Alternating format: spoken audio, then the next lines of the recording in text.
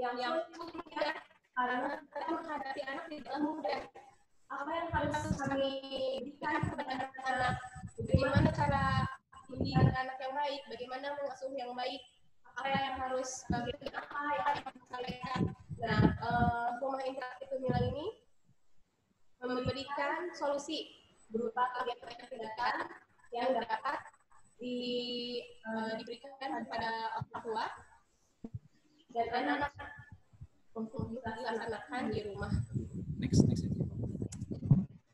Nah, saya tidak akan menjelaskan panjang lebar.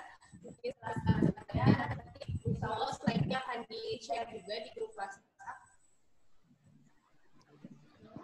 Ada modul, nah ini modul ini adalah berisi 25 kegiatan untuk simulasi berbagai aspek perkembangan dan fitrah anak sesuai usianya. Saya sebulan sekali simulasi seperti disampaikan modul ini modul ini nanti akan diberikan secara free kepada peserta webinar di akhir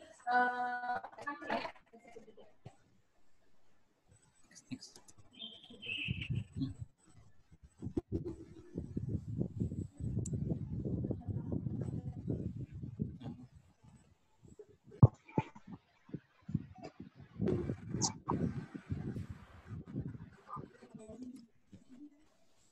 Saya mau masuk semua. Sok deh. Oke, speaker ini aja. Sok tanya. Ini jadi tujuannya masuk dari sini. Ya, selanjutnya ada playlist. Nah, yang ini berisi bahan main yang dapat dibeli gabung dengan modul. Jadi ketika ada keluhan gitu, orang tua itu barang apa yang harus saya sediakan, bahan apa yang harus sediakan, ini sudah disediakan beserta modulnya.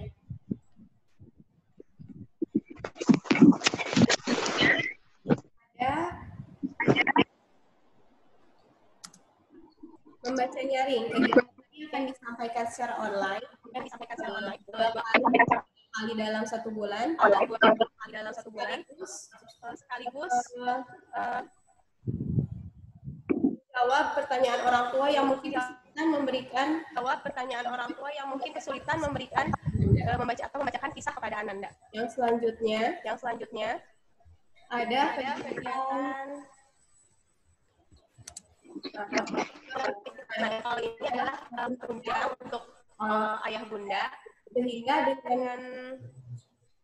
dengan adanya aktivitas ini kita dapat mengetahui bagaimana perkembangan anak di dalam berkegiatan. Yang terakhir kreasi gemilang. Nah, yang ini juga bagi orang tua yang kesulitan, kita menyediakan secara online dalam sebulan 2 kali kegiatan membuat kreasi dari barang-barang tertentu. Nah, ini nanti untuk lebih jelasnya, mangga kepada para peserta webinar dapat IG Rumah Interaktif Gemilang. Baiklah, saya mau menyampaikan informasi untuk pertanyaan saat kepada usaha ditulis di kolom chat. Yang peserta yang bagi pertanyaan yang tidak terjawab akan dijawab di grup WhatsApp. Baik. Tanpa berlama-lama kita langsung masuk ke materi. Sebelumnya saya mau menyampaikan profil singkat dari Ustadz atau nama lengkapnya Adriano Rusfi. Beliau pemuka di Indonesia yang merupakan konsultan pendidikan dan SDM dan sekaligus aparat di Indonesia. Kami persilakan Ustadz Ahad untuk menyampaikan materi menumbuhkan akidah dari rumah. Kami persilakan Ustadz Ahad.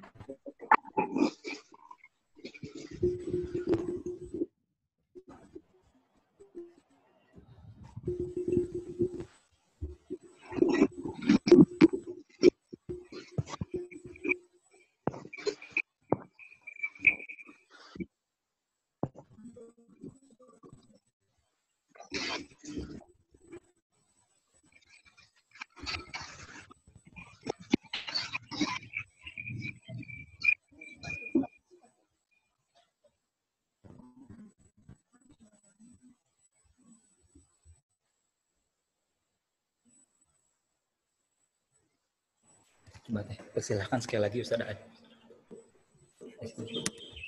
Baik, kepada Ustaz Aad kami persilahkan untuk menyampaikan materi mengenai menumbuhkan fitrah dari rumah.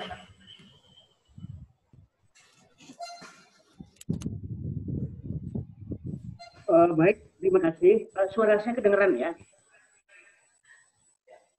Halo? Ya, terdengar Ustaz. Terdengar. Ya, baik. Terima kasih. Assalamualaikum warahmatullahi wabarakatuh. Ala asyrafil anbiya wal mursalin wa ala alihi wa ashabihi wa man tabi'ahum bi ihsan ila yaumiddin. Allahumma shalli wa sallim ala nabil karim sayyidina Muhammadin wa ala alihi wa ashabihi wa man tabi'ahum bi ihsan ila yaumiddin. Faqala Allah Ta'ala fil Qur'anil Karim, a'udzu billahi minasyaitonir rajim. Bismillahirrahmanirrahim. Kunu rabbaniyina bima kuntum tu'allimunal kitab wa bima kuntum tadrusun. Baik Bapak Ibu, Ayah Bunda sekalian, siang hari ini kita bertemu kembali untuk mengisi waktu-waktu kita bersilaturahmi walaupun jarak jauh secara online, masih dalam suasana pandemi, dalam rangka membahas satu tema yang barangkali sangat relevan dengan situasi kita saat ini. Situasi di mana kita memang harus lebih banyak berada di rumah. Yaitu bagaimana kemudian menyelenggarakan pendidikan di rumah berbasis fitrah. Ya. Karena belakangan betapa banyaknya para ayah bunda yang mengeluh. Ya, mulai dari kesulitan melakukan proses pendidikan itu sendiri, sampai mulai bosan di rumah. Ya. Jadi ini ada fenomena yang lucu. Di satu sisi kita mengatakan baiti jannati, rumahku surga. Tapi kok kita udah bosan dengan rumah kita sendiri, dengan surga kita sendiri. Kita sudah mulai bingung dengan surga kita sendiri. Nah untuk itu, ayah bunda sekalian, kita akan mencoba membedah pelan-pelan bagaimana melakukan proses pendidikan di rumah itu. Ya. Secara fitrah tentunya. Yang pertama yang perlu kita bahas adalah tentang bagaimana menjadikan rumah itu sebagai tempat belajar dan tempat tinggal yang aman, nyaman, betah, menyenangkan. Itu dulu ya. Karena boleh jadi persoalannya yang terbesar adalah karena kita sendiri telah gagal menjadikan rumah kita sebagai rumah pembelajaran, sebagai rumah pendidikan. Rumah yang mungkin belum aman, nyaman, menyenangkan. Gitu ya. Nah, oleh karena itu yang pertama, mari kita membahas kalau dulu ada sebuah novel yang berjudul Robohnya Surau Kami. Hari ini saya ingin mengajak membicarakan tentang hilangnya rumah kami. Bangunannya ada, tapi rumah sebagai sebuah fungsi, sebagai sebuah roh, itu yang hilang sekarang ini. Sehingga apapun yang kita lakukan, termasuk pendidikan yang akan kita lakukan di dalam rumah, menjadi tidak efektif. Kenapa? Rumah kita cuma house, bukan home. Ya.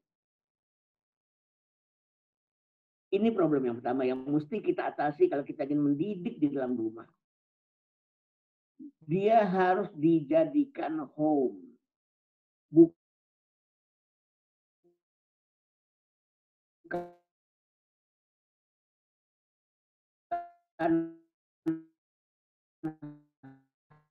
house. Sebuah quotes pernah mengatakan yang ada pondasinya, ada tiangnya, ada temboknya, ada atapnya. Dengan sekian banyak ornamen yang mewah, ber-AC dan sebagainya. Tapi itu cuman house.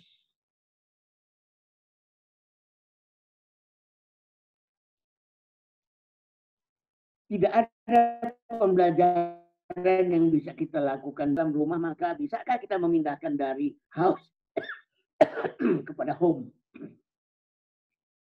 Lalu apa bedanya dengan home?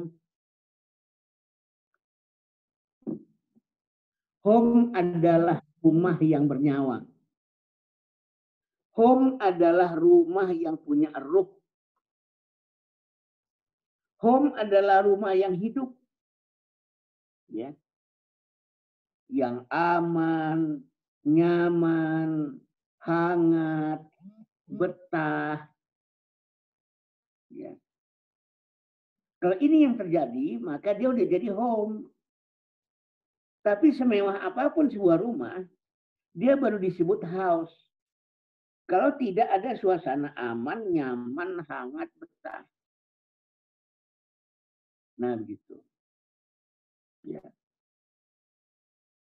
Jadi problematika pertama yang mesti kita selesaikan, jadikan rumah kita itu home. Mari kita tanya pada diri kita sendiri dulu. Sebelum kita bicara tentang mendidik anak di rumah, mari kita bertanya pada diri kita sendiri dulu. Betah nggak di rumah? Pada ayah bundanya dulu. Jangan-jangan ayah bundanya sendiri pun itu sama rumah nggak betah. Sehari, 2 hari oke, 3 hari oke, 4 hari oke, yang kelima hari mulai gelisah. Nah itu. Jadi sekali lagi ini bicara tentang ruh dari sebuah rumah. Rumah yang ada isinya. Rumah yang ada penghuninya. Rumah yang punya aura. Yang berikutnya, nggak mungkin kita menjadi pamen. Tanpa kita sadari rumah kita itu udah jadi rumah singgah.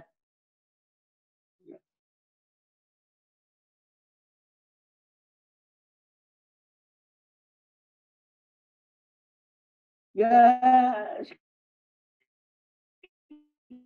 sekitar beberapa interaksi sedikit dengan anak-anak. Besok pagi udah siap-siap lagi, berangkat kerja lagi dan sebagainya. Dan terus saja setiap hari kita lakukan. Maka kalau itu suasananya, rumah kita sebenarnya bukan rumah didik, tapi rumah singgah. Ayah bunda sekalian, dulu Kementerian Sosial pernah bikin konsep rumah singgah buat anak-anak jalanan. Ternyata konsep itu gagal total. Kenapa? Walaupun anak jalanan sekalipun, dia nggak butuh rumah singgah. Tapi rumah tempat dia meletakkan hatinya. Rumah tempat dia beristirahat. Rumah tempat dia menenteramkan jiwa. Rumah yang sakinah. Ya. Rumah yang sakinah. Makanya digambarkan askinuhunna min haitsu sakantum. Kepada para lelaki Allah memerintahkan, tempatkan istrimu di mana kamu bertempat tinggal. Tempat tinggal di situ disebut sebagai sakan. Kenapa disebut sakan? Karena ada sakinah di situ. Ya. Dulu ada mebel ya yang punya moto sudah duduk lupa berdiri. Nah, kira-kira begitu. Rumah yang sakinah adalah rumah yang ketika kita balik ke dalamnya malas untuk keluar lagi. Ya.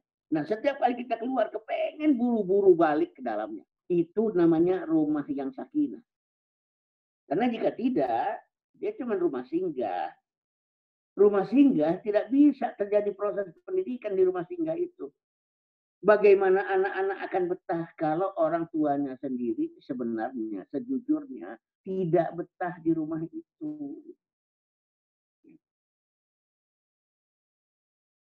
Hanya kita yang bisa menjawab pertanyaan ini. Ya.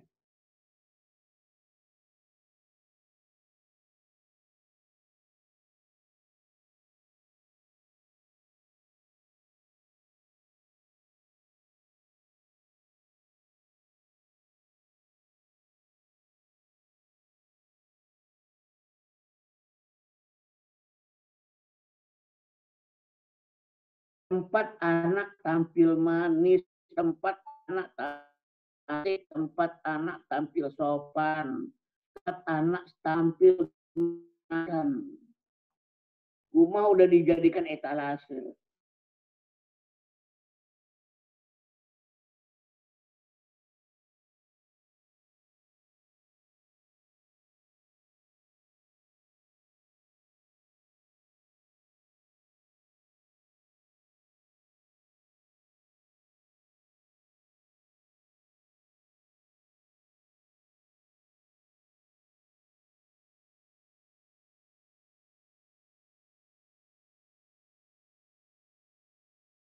Adakan pesta narkoba ya. Ini kan permasalahan ini. Gitu. Sampai pernah satu ketika seorang ibu menangis-nangis kepada saya.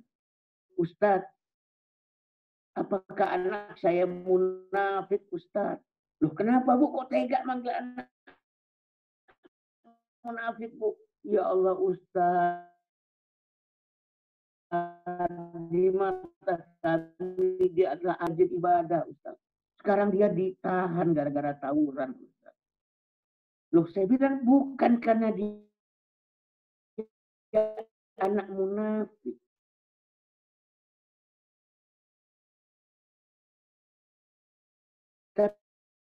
Tapi rumah telah diciptakan sedemikian rupa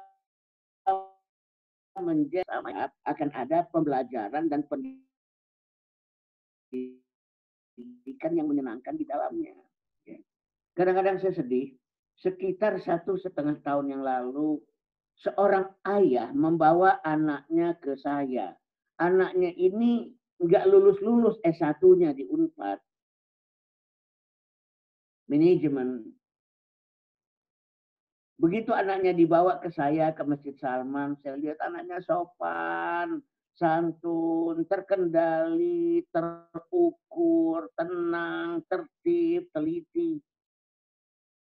Begitu saya tes, semua gambaran hasil tes bertentangan dengan apa yang saya lihat dengan mata kepala saya. 180 derajat berbeda. Saya agak terkejut. Pada diri anak ini sudah ada 2 kepribadian. The real me and the social me. The real me adalah aku sebagaimana apa adanya. The social me adalah aku sebagaimana harapan kedua orang tuaku. Kebetulan orang tuanya dua-duanya bankir. Namanya bankir, tertib, teliti, teratur, terarah, sopan, prudent, hati-hati, cermat. Nah ini. Ya. Bagaimana kemudian rumah itu kita isi dengan ilmu. Kalau kita menjadikan rumah kita itu rumah pembelajaran. Jangan sampai mengajikan rumah yang kaya dengan buku tapi miskin dengan ilmu. Banyak sekarang rumah-rumah yang begitu kayanya dengan buku-buku. Karena perpustakaan adalah prestise dari sebuah rumah. Sudah dijembrenglah sekian banyak buku di dalam rumah tersebut. Tapi rumah itu miskin ilmu. Miskin ilmu. Karena apa? Ilmu itu udah disimpan dalam buku-buku. Namun dialog tidak terjadi. Diskusi tidak terjadi. Berpikir tidak terjadi. Memecahkan masalah tidak terjadi. Mengambil keputusan tidak terjadi. Sehingga rumah itu kemudian menjadi rumah yang miskin ilmu. Nah, ayah bunda sekalian,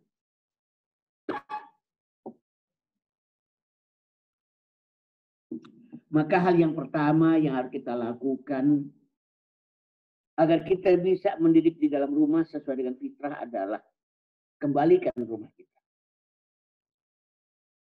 Bukan sekadar house, tapi dia menjadi home. Itu dulu yang pertama ya. Yang pertama adalah merubahnya dari house menjadi home. Itu dengan hati, dengan ruh, bukan dengan uang. Walaupun uang juga bisa membantu ya. Rumah yang nyaman bisa dibantu dengan uang. Tapi sebagaimana pepatah mengatakan, uang bisa membeli house, tapi uang tidak bisa membeli home. Yang kedua syaratnya, kalau kita ingin ya, rumah kita akan menjadi rumah pendidikan dan rumah pembelajaran, wahai ayah bunda, pulanglah ke rumah. Ya. Wahai ayah bunda, pulanglah ke rumah. Mungkin ayah bunda akan mengatakan, ya saya udah pulang. Iya, tapi apakah hatinya sudah pulang ke rumah? Atau baru fisiknya yang pulang ke rumah? Hatinya masih berkelana. Terutama yang ingin saya sampaikan kepada para ayah. Kepada para ayah. Dalam situasi work from home, bekerja dari rumah, sudahkah kita benar-benar pulang? Sudahkah kita kembali meletakkan hati kita di rumah? Ya. Karena setelah revolusi industri, kita pada dasarnya sudah tidak pulang lagi ke rumah. Bahkan barangkali pernik-pernik yang paling kita butuhkan untuk kenyamanan hidup kita itu sekarang ada di kantor. Di tempat kita bekerja, bukan di rumah kita. Bagaimana kemudian kita merubah? Justru kantor itulah rumah singgah kita. Rumah inilah rumah sakinah kita. Rumah ketentraman dan rumah ketenangan kita.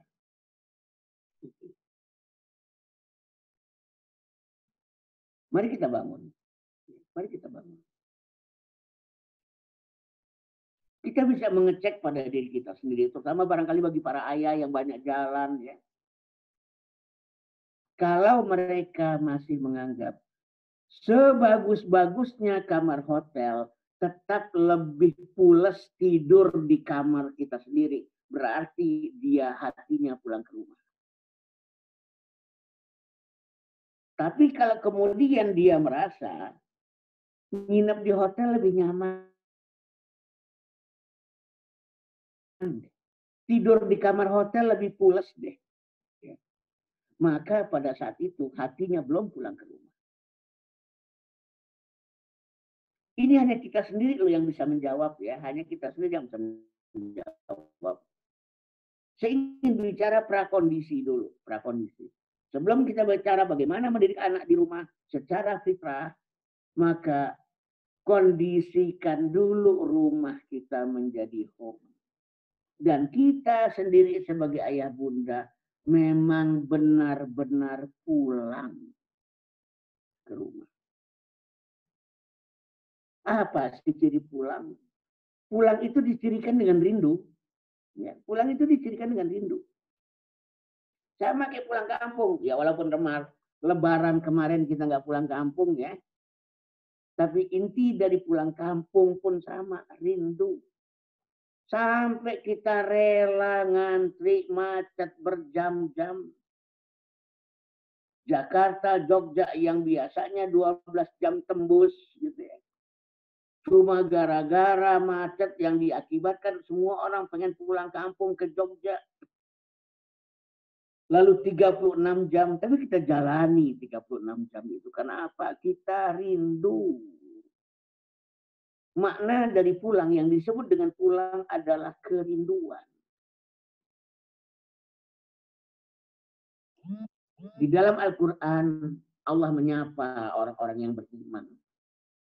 Ya ayyatuhan nafsul mutmainnah. Irji'i ila rabbiki radiyatan mardiyah.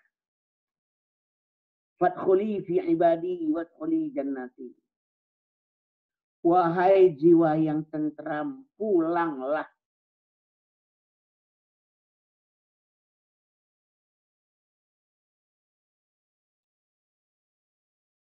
Kepada Tuhanmu.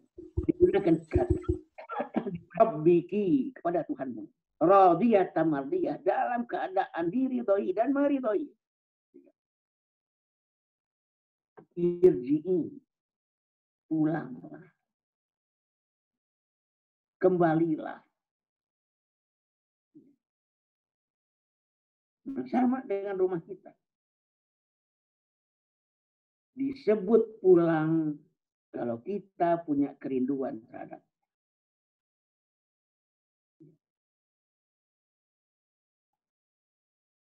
Kemudian, ya, yang perlu kita siapkan juga adalah bagaimana kemudian kita mampu melihat rumah kita itu seluas dunia. Jangan menganggap sumber daya belajar yang ada di rumah itu begitu terbatas. Ya. Jangan menganggap sumber daya di rumah itu begitu terbatas. Sehingga kemudian kita bingung gimana ya cara ngajarin anak saya ya. Di sekolah kan ada kelas, ada meja, ada kursi, ada whiteboard, ada spidol, ada perpus, ada laboratorium, ada lapangan. Tapi di rumahku kan nggak ada apa-apa. Nah, kondisi yang kita siapkan pada situasi seperti ini adalah mencoba untuk melihat rumah itu seluas dunia dan semua sumber daya pembelajaran ada di dalam rumah. Yakini dulu itu. Ini lagi-lagi ini kita masih bicara tentang prasyarat ya. Kita masih bicara tentang prasyarat. Ada nggak rasa itu? Bahwa rumah mulai dari pagar sampai halaman belakang. Itulah sumber daya pembelajaran yang kaya. Apapun pembelajaran bisa kita lakukan di rumah. Apapun kompetensi yang kita miliki bisa kita terapkan di rumah. Karena kalau tidak ada perasaan itu, kita memang akan terkagok-kagok bagaimana mendidik anak kita di rumah. Ini nggak ada, ini nggak ada, ini nggak ada, itu nggak ada. Kita mengeluh gitu ya. Coba perhatikan. Apakah kita sudah mulai menganggap gayung, ember, rice cooker, oven, kulkas, karpet, sofa, semua adalah sumber daya pembelajaran. Kalau kita mampu melihat itu sebagai sumber daya pembelajaran, maka pembelajaran di dalam rumah siap untuk kita lakukan. Tapi lihat dulu sebagai sumber daya pembelajaran. Baik.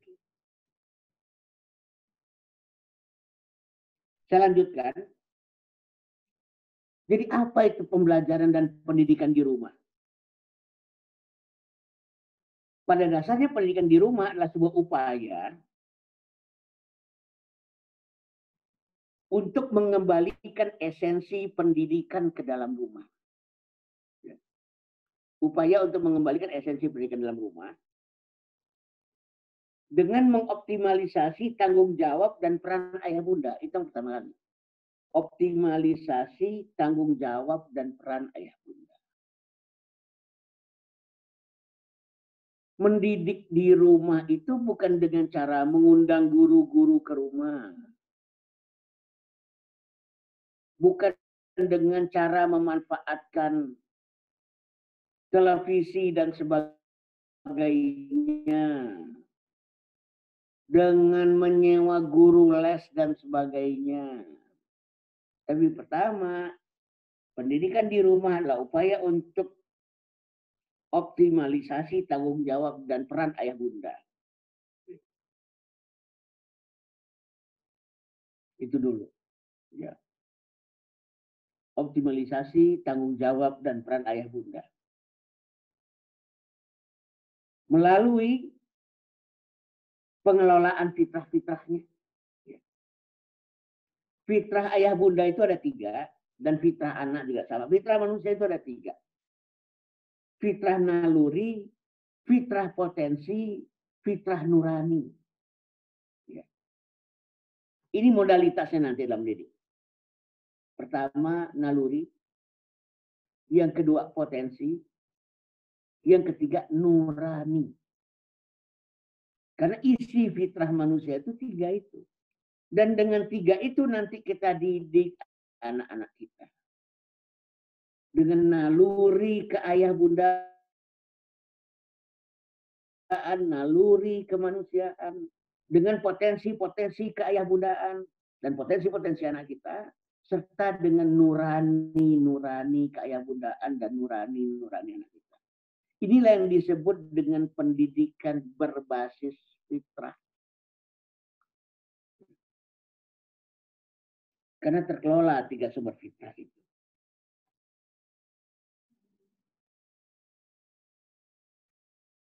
Nah, oleh karena itu, ada beberapa hal ya setelah prakondisi tadi, ada beberapa hal yang dilakukan oleh ayah bunda bagaimana mempersiapkan pendidikan dalam rumah itu sesuai fitrah. Setelah kita merubah home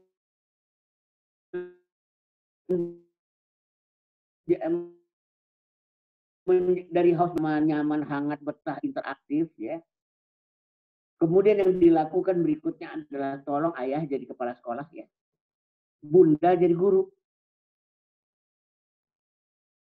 Pendidikan di dalam rumah ini bukan pendidikan di mana ayah menyuruh bunda mendidik anak, bukan. Tapi dua-duanya tolong terlibat ya, tolong terlibat kedua-duanya.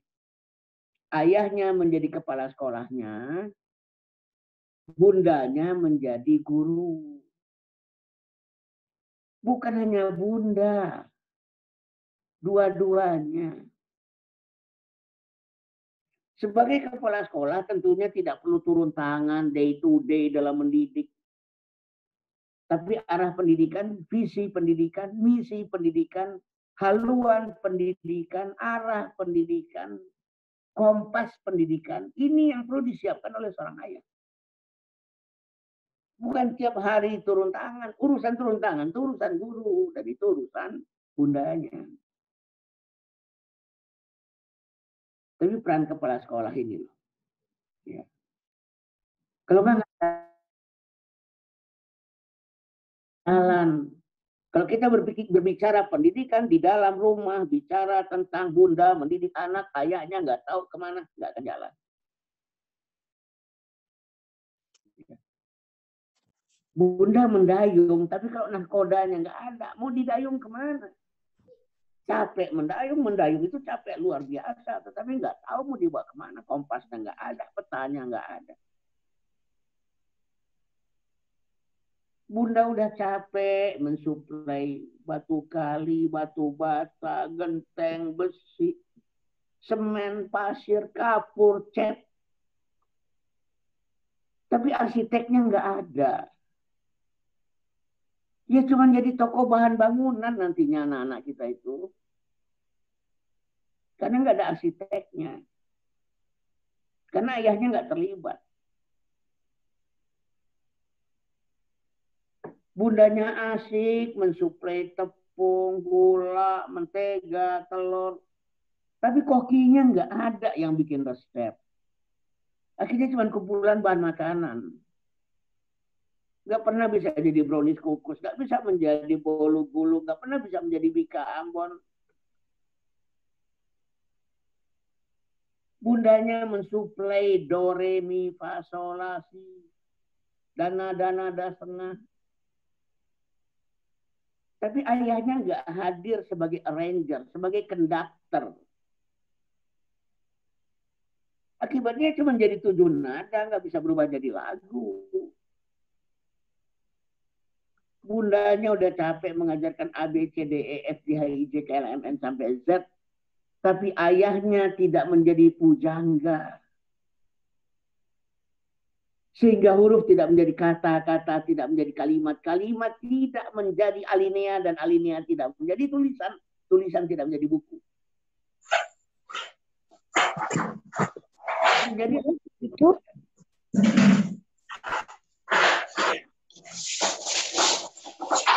ya, Oke, tolong di-mute dulu.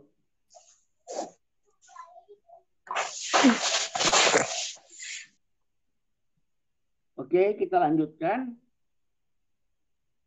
Nah, kemudian bagaimana menjadikan selain menjadi kepala sekolah, ayah juga menjadi konsultan pendidikan. Kenapa?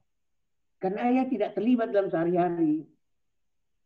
Jadi nggak terlibat dengan kepusingan, nggak terlibat dengan rutinitas, nggak terlibat dengan kebosanan.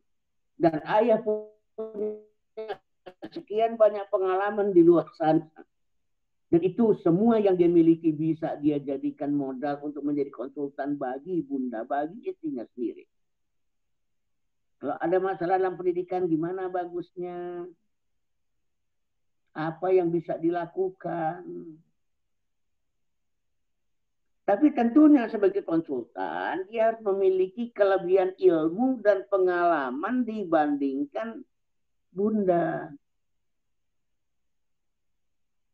Makanya digambarkan dalam surat An-Nisa yang 34, Ar-rijalu qawwamuna 'ala nisa bima faddalallahu ba'dahum 'ala ba'din wa bima anfaqu min amwalihim. Laki-laki ini baru akan menjadi pemimpin bagi kaum perempuan kalau dia punya kelebihan, punya advantage, punya keunggulan. Ini bagaimana mau punya keunggulan? Sampai sekarang saya geregetan. Yang namanya ayah itu masih saja sangat sombong. Gak pernah mau belajar tentang mendidik anak, tentang istri, tentang keluarga.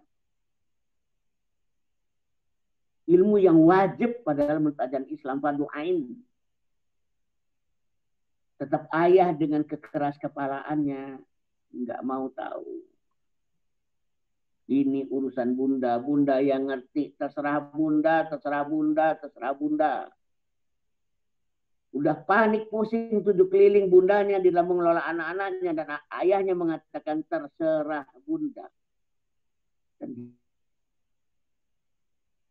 dia lupa bahwa di akhirat nanti yang akan ditanya itu ayahnya, bukan bundanya. Masalahnya akan ditanya di akhirat kelak. Ini kan masalah.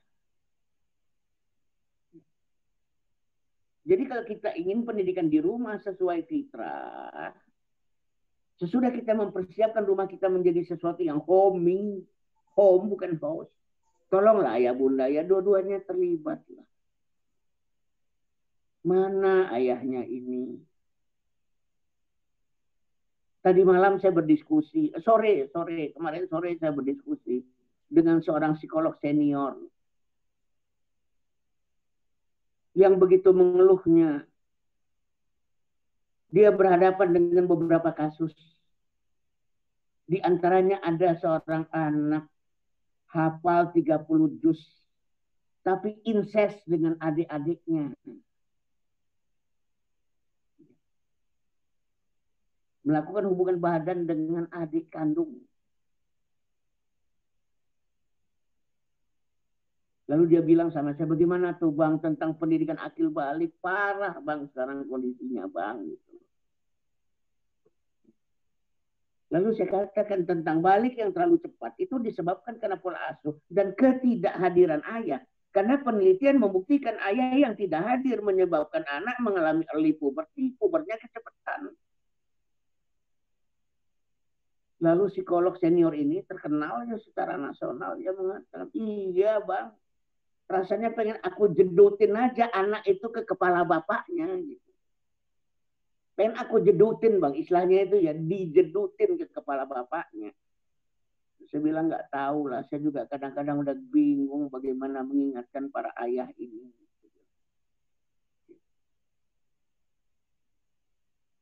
Langkah yang berikutnya adalah tadi ya, bagaimana menjadikan rumah sebagai sumber daya pendidikan. Menjadikan rumah itu seluas dunia. Ya. Menjadikan rumah sebagai surga. Baiti jannati. Berikutnya, ya, Nah, mulailah kita menciptakan happy education. Pendidikan yang membahagiakan di rumah. Rumahnya udah kita siapkan, mentalitas ayah bundanya sudah kita siapkan, perannya harus kita optimalkan. Sekarang yang ketiga adalah bagaimana membangun happy education. Pendidikan yang menyenangkan dan membahagiakan anak-anak.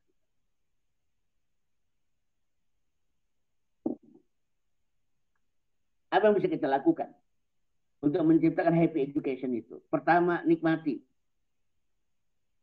Kalau kita sendiri tidak menikmati proses pembelajaran dengan anak-anak kita, nggak mungkin ada yang namanya happy education itu. Bagaimana cara menikmatinya? Nggak usah berpikir tentang mengajarkan anak dan mendidik anak. Yuk sama-sama belajar dengan anak. Nah, itu paling asik udah. Bukan memainkan peran orang tua, guru, anak murid. Enggak, yuk bareng-bareng, yuk bareng-bareng, sama-sama belajar. Sama-sama asik, sama-sama bermain, sama-sama tahu, sama-sama nggak tahu. Bukan aib bagi seorang ibu untuk mengatakan, Bunda nggak tahu, yuk kita belajar bareng yuk. Ya. Nikmati. Kadang-kadang kita tidak menikmati bagaimana happy education itu terjadi. Kalau pembelajaran itu sendiri kita tidak menikmatinya dengan baik. Makanya Rasulullah mengatakan, sampai anakmu 7 tahun bermainlah dengannya. Bukan menyuruhnya bermain, bukan mengajarinya bermain, tapi ikut main. Ikut bermain. Menikmati permainan itu sendiri. Baru pendidikan itu kan happy. Ikut main bareng anak. Kalau perlu ikut berebutan mainan sama anak. Nikmati masa kecil kurang bahagia itu. Ya, nikmati. Semalam ada pertanyaan pada saya dalam acara online. Bagaimana mendidik anak umur 5 tahun agar setelah main mengemasi mainannya. Ya nggak usah, Bu. Dididik bagaimana mengemasi mainan. Main aja bareng anak-anak. Lalu bilang sama anak-anak itu, yuk kita beresin mainan yuk. Jadi bukan menyuruh dia beresin mainan yuk. Bareng-bareng beresin mainan. Karena kita emang bermain bareng dia. Bahasanya pun yuk. Kenapa menggunakan bahasa yuk? Karena mengajak dia bersama kita. Jangan pernah jadi calo orang tua ini. Ya. Tasik. Orang ke Tasik dan dia tidak ikut ke Tasik. Itu namanya calo. Yang benar adalah mengajak orang ke Tasikmalaya bersama dia. Yuk. Yuk kita beresin mainan bareng yuk. Yuk kita main bareng yuk. Yuk kita belajar bareng yuk. Itu namanya menikmati pembelajaran. Kenapa mesti dinikmati? Balasannya surga.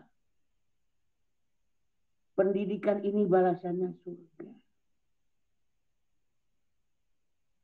Dalam satu hadis Rasulullah bersabda, la an yahdiyallahu bika rajulan wahidan khairul laka minad dunya wa ma fiha.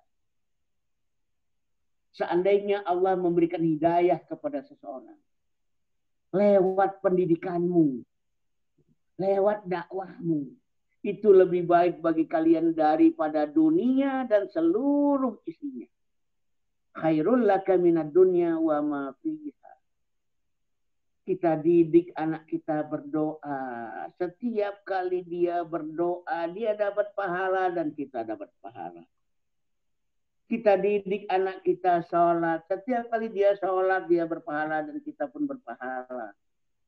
Kita didik anak kita mengaji. Setiap kali dia mengaji, dia berpahala dan kita pun berpahala. Kita didik anak kita berperilaku bersih. Setiap kali dia berperilaku bersih, dia berpahala dan kita pun berpahala. Mari kita nikmati. Ya, mari kita nikmati. membayangkan apa yang akan kita dapat kelak. Doa anak soleh. Ketika kita sudah meninggal tapi pahala masih mengalir pada kita. Apa yang lebih indah daripada itu coba? Kita udah nggak bisa berbuat apa-apa lagi. Kita udah masuk ke alam kubur. Tetapi pahala masih mengalir. Sementara dosa udah stop. Gak ada lebih nikmat daripada itu. Wa waladun sholihun yad'uhu lah, anak soleh yang mendoakannya. Tapi syarat doa itu kalau kita yang mendidiknya, bukan orang lain. Kama rabbayani shaghira, sebagaimana keduanya telah mendidik aku di waktu kecil. Nah itu, nikmati. Nggak usah panik, nggak usah panik. Ini bukan soal orang tua ngajarin anak kok. Kalau orang tua ngajarin anak pasti panik lah. Ini bicara tentang kita lagi sama-sama belajar, nak.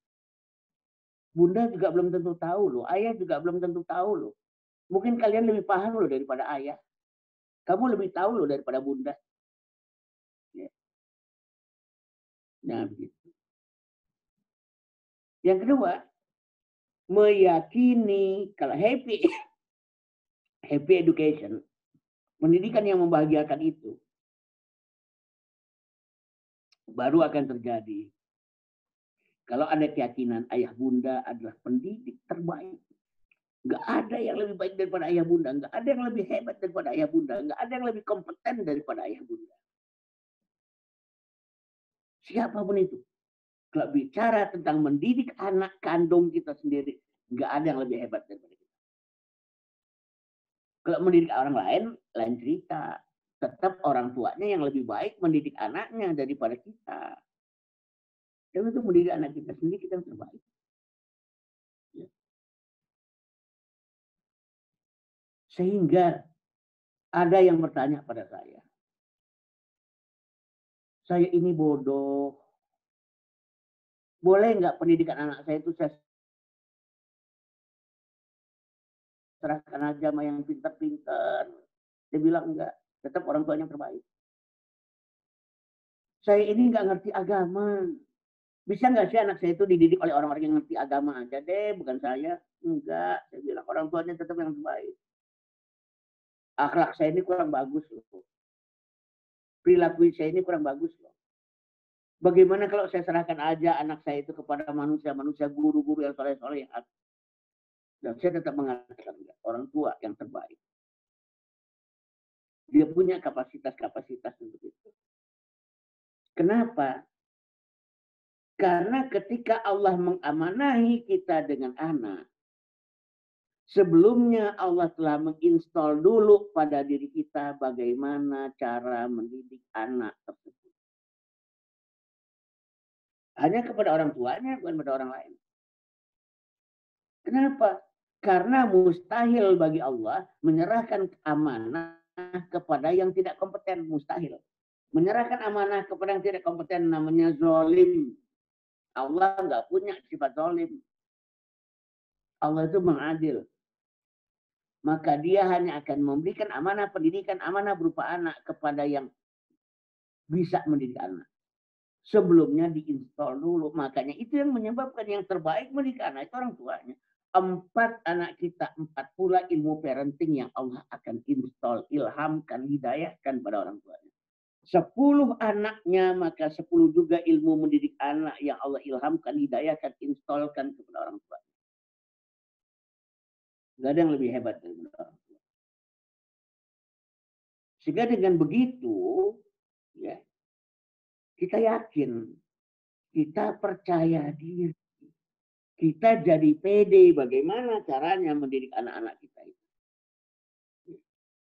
Menjadi lebih pede. Nah ini. Ya. Jadi, kalau kita ingin membangun happy education, yang harus kita lakukan pertama kali adalah pede aja. Pede aja. sekali lagi, Allah nggak akan pernah membebani kita sesuatu yang kita nggak sanggup, yang keluar dari kesanggupan kita. Enggak. La yukallifullahu nafsan illa wus'aha. Allah tidak pernah membebani satu jiwa kecuali sesuai dengan tingkat kesanggupan.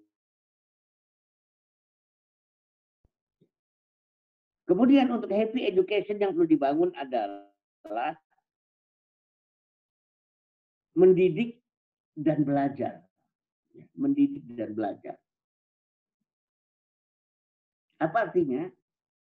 Kita tidak perlu merasa bahwa kita harus menjadi hebat dulu, baru ngajarin anak kita. Kita harus menjadi sangat mampu dulu, sangat pakar dulu, sangat mengerti dulu, baru kita didik anak kita. Kalau itu pasti stres. Padahal digambarkan dalam surat yang saya baca di awal tadi, kunu rabbaniyina bima kuntum tu'allimuna alkitab wa bima kuntum tadrusun. Jadilah rabbani, jadilah pendidik. Kenapa? Karena kalian mengajarkan Alkitab dan kalian belajar. Ini ayat unik ya. Masa mengajar dulu baru belajar? Kenapa belajar dulu baru mengajar? Tapi sengaja disebut mengajar dan belajar. Kenapa? Gara-gara kita harus mengajar, maka bersamaan itu mau nggak mau kita mesti belajar. Kita harus punya sesuatu untuk bisa memberikan sesuatu. Yang nggak punya apa-apa, nggak mungkin memberikan apa-apa. Pakai dosa la yu'ti, kata pepatah Arab. Yang nggak punya apa-apa, nggak mungkin memberi. Itu sebenarnya sebuah proses yang sirkular, berputar. Bahkan boleh jadi kita belajar pada anak. Anak belajar pada kita, kita belajar pada anak, dan seterusnya begitu saja. Sehingga ketika ada bunda yang bertanya pada saya, bagaimana saya mengajarkan tauhid pada anak saya? Wong tauhid saya aja belum selesai kok. Loh, walaupun belum selesai dan memang pembelajaran itu nggak akan pernah selesai sampai kapanpun. Itu tidak perlu menjadi alasan bagi kita agar kita belum bisa ngajarin anak kita. Pernah suatu ketika, ayah bunda sekalian, dulu saya dalam keadaan lagi nggak punya pekerjaan yang cukup jelas penghasilannya. Lalu adik saya meminta saya untuk mengajarkan Lotus namanya. Kalau sekarang itu Excel ya, kalau itu namanya Lotus. Bisa nggak bang ngajarin Lotus bang? Bisa, saya bilang. Padahal saya nggak bisa. Cuman kan saya lagi butuh dana waktu itu. Oh ya udah, mulai besok ngajar Lotus. Lalu saya bilang, mana modulnya? Saya pelajari modulnya. Besok saya ajarkan. Perbedaan antara ilmu saya dengan ilmu murid saya ketika itu cuma 7 jam. Karena besok saya ngajar, malamnya saya mesti belajar. Kadang-kadang ada pertanyaan-pertanyaan dari murid saya yang saya belum bisa jawab karena saya belum pelajari. Saya suka ngeles waktu itu. Pekan depan kita bahas. Kenapa saya ngeles itu? Karena saya nggak tahu jawabannya juga. Nah, jadi santai, happy. Ini adalah persoalan belajar mengajar, belajar mengajar, belajar mengajar.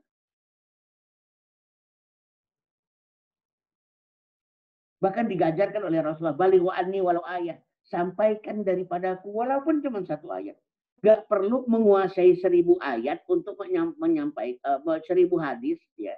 Untuk menyampaikan hadis. Baligh anni walau ayat. Sampaikan daripadaku walaupun 1 ayat. Gak perlu 30 juz kok.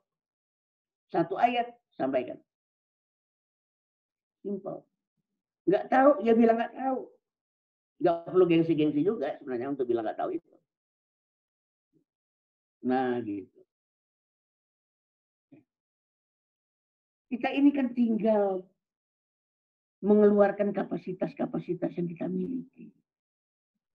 Kadang-kadang semua manusia itu akan menjadi hebat ketika dia berada dalam keadaan kepepet. The power of kepepet. Keluar itu kapasitasnya. Banyak hal yang kita nggak tahu bahwa kita mampu. Kadang-kadang kita baru tahu kalau kita itu mampu saat kepepet. Suatu ketika pernah ada seorang HRD manager, orang Belanda tapi udah lama di Indonesia, meminta saya bikinkan assessment center. Bisa nggak Pak? Langsung saya bilang bisa. Padahal kata assessment center itu baru saya dengar ya saat itu di telepon. Tapi kan lagi butuh bisa. Lalu gak ada kata orang. Apa yang lu minta gua ada. Nah karena kepepet udah terlanjur ngaku bisa, udah saya cari semua informasi apa itu assessment center. Gak ada yang bisa jawab. Kecuali seorang kakak kelas, dia cuma punya definisi. Cuma definisi, yang lain-lain juga dia nggak tahu. Bermodal definisi itu saya kerjakan. Besok pagi saya serahkan kepada beliau. Dan alhamdulillah ternyata benar. Kira-kira begitu sebenarnya. Happy aja. Ya. Mulailah pendidikan itu dengan basmalah. Bismillahirrahmanirrahim. Dengan nama Allah yang maha pengasih dan maha penyayang. Rabbi zidni ilman warzuqni fahman. Ya Allah, tambahkanlah kepadaku ilmu dan rezekikanlah kepadaku pemahaman. Tenang aja, ada Allah. Tinggal nodong langit. Nodong langit kok malas gitu loh. Allah itu senang sekali ditodong oleh hamba-hambanya. Ya Allah, aku besok mau ngajari anakku matematika bab 2. Ya Allah, aku nggak ngerti apa-apa. Berikan aku, minta sama Allah. Ya Allah, ajarkan aku, ilhamkan aku malam ini tentang persamaan dan pertidaksamaan. Apa salah doa kayak gitu? Terlarang. Terlalu kecilkah doa itu? Meminta pada Allah, ajarkan aku tentang persamaan dan pertidaksamaan. Ya Allah, ilhamkan kepadaku malam ini apa bedanya antara past tense dengan present tense. Kenapa tidak? Kenapa tidak? Apa orang nggak tahu perbedaan antara past tense dengan present tense? Na'udzubillah min dzalik. Kepada yang maha berilmu, Sami'un alim, maha mendengar lagi maha mengetahui. Maka kita berkata pada Allah, ya Allah, dengarkan keluhanku. Besok aku harus mengajarkan kepada anakku gramatika, ya Allah. Dan engkau maha mengetahui semua. Itulah makna innallaha sami'un alim. Sesungguhnya Allah maha mendengar lagi maha mengetahui. Dia mendengarkan doa-doa, dia mendengarkan permintaan-permintaan. Termasuk minta ilmu. Ayah bunda sekalian, sampai sekarang, sampai hari ini saya punya kebiasaan. Tidak pernah mau menyiapkan khutbah Jumat. Nggak mau. Saya seperti orang yang terbiasa memfeta kompli Allah. Yang aku mau sampaikan, jadikan lidahku perpanjangan tangan lidahmu, ya Allah. Engkau yang akan mengatur nanti apa yang Anda sampaikan. Ya Allah, jangan sampai aku tampak bodoh di depan jamaah, ya Allah. Ya Allah, jangan sampai aku dipermalukan di depan jamaah karena ketidaktahuanku, ya Allah. Aku ini bodoh, ya Allah. Cerdaskan aku dengan ilmumu. Kadang-kadang saya sudah berada di atas mimbar, duduk di kursi mimbar, dan saya belum tahu apa yang akan saya sampaikan. Nodong langit ya sebenarnya. Nodong langit. Kira-kira seperti itu. Banyak-banyak berdoa. Rabbi shrah li sadri wa yassir li amri wahlul 'uqdatam min lisani yafqahu qawli. Rabbi shrah li sadri, ya Allah lapangkanlah aku. Wa yassir li amri, dan mudahkanlah urusanku. Wahlul 'uqdatam min lisani, jadikan ucapanku itu tepat bermakna. Yafqahu qawli, jadikanlah ucapanku mudah dimengerti, mudah dipahami. Kita punya Tuhan. Ayah bunda sekalian, kita punya Tuhan yang bersedia menolong kita kapanpun. Saya jujur lebih percaya kepada doa-doa itu daripada disediakan sekian banyak modul-modul untuk mengajarkan manusia. Apa yang kemudian kita lakukan? Yang berikutnya adalah happy education itu akan ditegakkan kalau kita ramah anak dan ramah masa depan anak. Pendidikan yang ramah anak dan pendidikan yang ramah masa depan anak. Selesai. Pendidikan 0 sampai 7 tahun adalah pendidikan yang ramah anak. 7 sampai 12 tahun adalah pendidikan yang ramah masa depan anak. Sebuah pendidikan ramah anak adalah sebuah pendidikan yang penuh dengan memenuhi hak-hak anak. Memanjakan anak, melayani anak, menjadikan dia sang raja. Sehingga dia nyaman dengan itu. Pendidikan yang ramah masa depan anak adalah pendidikan yang barangkali cukup keras, cukup tega, candra di muka, tapi demi masa depan agar ramah pada dia. Karena 7 sampai 12 itu adalah pendidikan calon orang dewasa. Kalau 0 sampai 7 adalah pendidikan kepada anak. Anak sebagai anak. Dan anak sebagai calon orang dewasa. Nah begitu. Lakukan. Pendidikan ramah anak. Pendidikan ramah masa depan anak. Jika itu kita lakukan, suasana happy education sudah kita bangun. Kita lanjut kepada slide berikutnya. Yang berikutnya adalah pendidikan di rumah berbasis fitrah adalah sebuah pendidikan di mana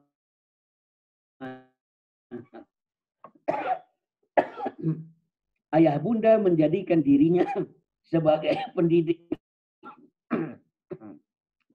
Sebagai pendidik bukan pengajar. Ya. Pendidikan berbasis rumah adalah kalau ayah bunda memposisikan dirinya sebagai pendidik bukan sebagai pengajar. Karena yang layak jadi pengajar itu guru. Dan untuk menjadi pengajar mereka dibekali dengan perkuliahan yang cukup lama. Belajar pedagogi, belajar ilmu didaktika, belajar tentang micro teaching, belajar tentang teknologi pembelajaran, macam-macam yang mereka pelajari itu. Karena mereka akan mengajar.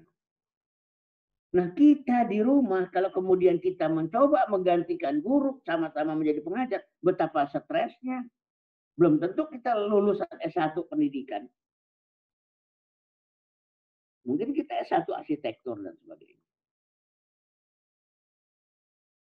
Maka yang perlu kita lakukan, pendidikan fitrah di rumah itu adalah kita ini jadi pendidik, bukan jadi pengajar. Pendidik. Pendidik adalah orang-orang yang membangun karakter. Kalau pengajar, orang yang membangun pengetahuan dan keterampilan. Itu namanya pengajar. Meniru guru itu nggak mudah. Kalau tadi guru modalnya adalah ilmu didaktika, pedagogi, micro teaching. Kalau pendidik modalnya cinta, ketulusan, keteladanan, parenting. 4 itu. Ya. Cinta, ketulusan, keteladanan, parenting. Ini modal pendidikan. Kalau yang tadi itu modal pengajaran namanya. Akan stres kita kalau kemudian kita mencoba menggantikan guru. Enggak. Orang tua di rumah bukan pengganti guru karena kita bukan pengajar, tapi kita adalah pendidik. Ya. Guru itu adanya di sekolah. Kita bukan menggantikan guru. Guru mengajar dengan mentransfer ilmu dan kecakapan. Kalau itu mendidik karakter itu dengan cara menularkan. Jadi bukan mentransfer ya, menularkan. Semakin tulus kita, daya tularnya makin luar biasa. Semakin tulus kita, daya tularnya semakin luar biasa. Dan tidak ada yang lebih tulus terhadap anak sendiri lebih dari orang tua kandungnya. Setulus apapun guru tak mungkin mengalahkan ketulusan orang tua kandung terhadap anaknya. Padahal daya tular itu sangat dipengaruhi oleh tingkat ketulusan. Mungkin ada yang bertanya, ayah bunda sekalian. Apakah dengan karakter anak-anak kita kemudian bisa ngerti fisika? Apakah dengan karakter kemudian anak-anak kita itu bisa mengerti matematika? Apakah dengan karakter anak-anak kita itu bisa mengerti kesenian? Jawabannya adalah bisa. Sekali lagi, jawabannya adalah bisa. Makanya karakter dulu dibangun. Ya. Misalnya ya, karakter untuk selalu kepengen tahu. Curiosity. Ya. Kalau kemudian karakter serba ingin tahu itu kita bangun, jadi dia akan cari pengetahuan sendiri. Karena kepengen tahu, bawaannya penasaran. Maka bangun curiosity. Kalau curiosity udah dibangun, dia akan cari pengetahuan sendiri.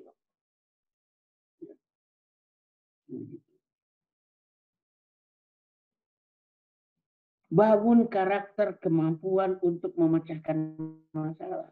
Kalau karakter itu dibangun, ada masalah, dia pecahkan. Saya teringat dengan adik kelas saya dulu di psikologi UI. Lulusan Pondok Gontor 1 di Ponorogo. Lulusan Pondok Gontor 1 di Ponorogo. Cucu dari pendiri Gontor. Cucu dari Kiai Sahal. 2 tahun di bawah saya. Tiba-tiba datang kepada saya pengen minta ngaji. Bang, aku mau ngaji sama abang. Saya bilang, nggak salah kamu.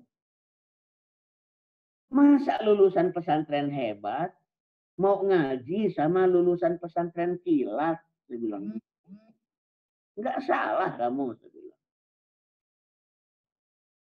Lalu kemudian dia jawab, Bang, jangan terlalu overestimate sama Gontor ya Bang ya. Kami di Gontor tuh nggak dikasih ilmu Bang. Kami nggak dikasih keterampilan Bang. Loh, jadi kamu belajar apa? Saya bilang di Gontor. Kami dididik karakter Bang. Ya. Mohon maaf ini baterai saya hampir habis ya. Saya isi dulu sebentar.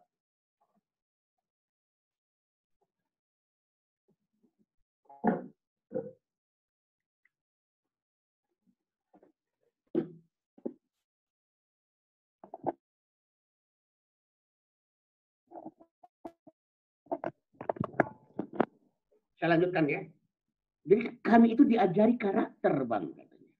Tentang hasrat berprestasi, tentang motivasi, tentang tekad, tentang daya juang, tentang manjada wajada. Kami cuma dikasih pancing Bang, nggak dikasih ikan. Dalam hati saya pantesan kalian hebat-hebat itu toh rahasianya. Pantesan kalian keren-keren itu toh kata kuncinya. Karakter toh yang dibentuk. Makanya memang setiap kali saya ketemu anak-anak Gontor 1 itu saya merinding ya. Pinter-pinter. Dikasih ilmu kan mereka di pondoknya? Tidak, mereka diberi karakter. Jadi ayah bunda sekalian, walaupun ayah bunda tidak punya pengetahuan ini itu, tapi bangun karakter anak-anak kita. Bunda adalah pendidik, ayah bunda adalah pendidik. Ya. Kita lanjutkan, ya. Nah, yang berikutnya ayah bunda sekalian, untuk mendidik anak-anak kita di rumah yang penting adalah menggali fitrah. Menggali fitrah parenting. Semua kita punya itu, fitrah parenting itu. Tadi saya sudah mengatakan ya, sebelum Allah memberikan kita amanah berupa anak, maka Allah telah mengilhamkan bagaimana cara mendidik anak. Fitrah itu ada 3, ada fitrah naluri, fitrah potensi, dan ada fitrah nurani namanya. Ya. Mari kita gali itu. Karena Allah itu maha adil, mustahil zalim. Mustahil memberikan amanah kepada yang tidak sanggup. Bahkan Rasulullah pernah mengatakan, "Idza wusidal amri ila ghairi ahli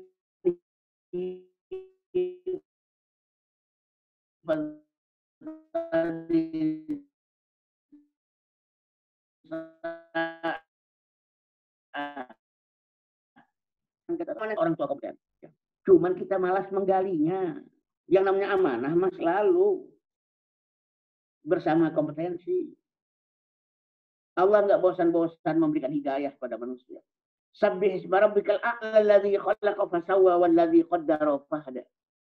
Sucikanlah Tuhanmu yang Maha Tinggi. Dia yang menciptakan dan menyempurnakan ciptaannya, menetapkan kadar-kadar dan memberikan petunjuk-petunjuk. Qaddara fahada. Tidak pernah berhenti Allah memberikan petunjuk itu. Tinggal kita mau tanya apa tidak. Apakah kita mau minta petunjuk apa tidak kepada Allah. Ya. Percayalah. Ya. Nah, gitu. Karena Allah tidak akan membebani hambanya melebihi kesanggupannya. Untuk itu, agar fitrah ini tergali, ya, di dalam ini luar biasa loh.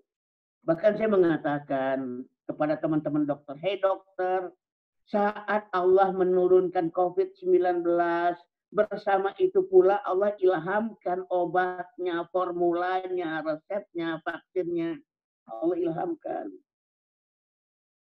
Ke siapa? Nggak mungkin ke psikolog, pasti ke dokter. Jadi apa yang mesti dilakukan? Coba gali ke dalam. Bukan buka textbook dulu, saya bilang. Inside out. Bukan outside in. Tapi kita lebih percaya pada textbook. Padahal Allah sudah menjanjikan inna ma'al usri yusra, bersama kesulitan itu ada kemudahan. Walikulli da'in dawaun, kata Rasulullah, bersama penyakit itu selalu ada obatnya.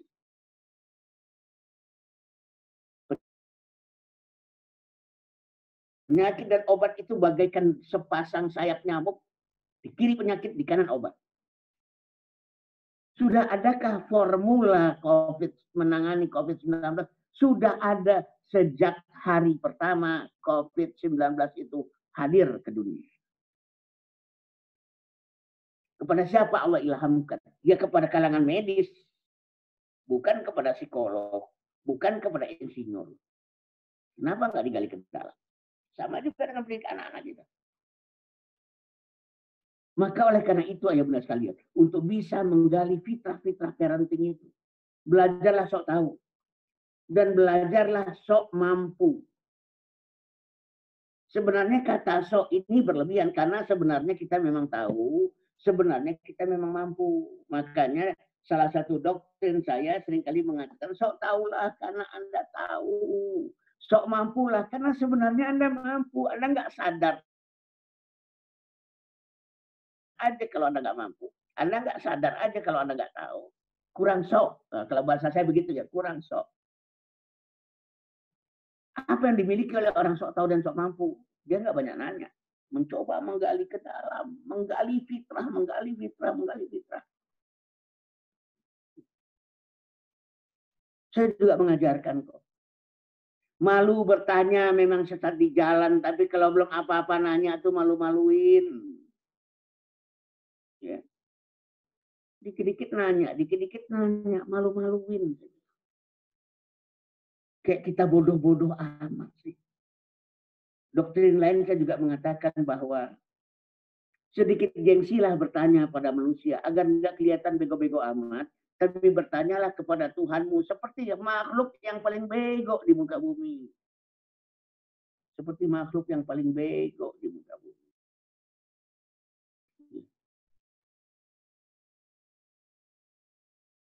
Nah gitu. Ayat Allah berbunyi, fas'alu ahla dzikri in kuntum la ta'lamun. Bertanyalah pada ahlinya jika dan hanya jika benar-benar telah terbukti kalian tidak tahu. Setelah nanya ke dalam nggak tahu, setelah menggali ke dalam nggak tahu, setelah mengeksplorasi ke dalam nggak tahu. Kalau udah mentok, bertanyalah pada ahlinya. Bagi saya prinsip bertanya itu kalau mentok.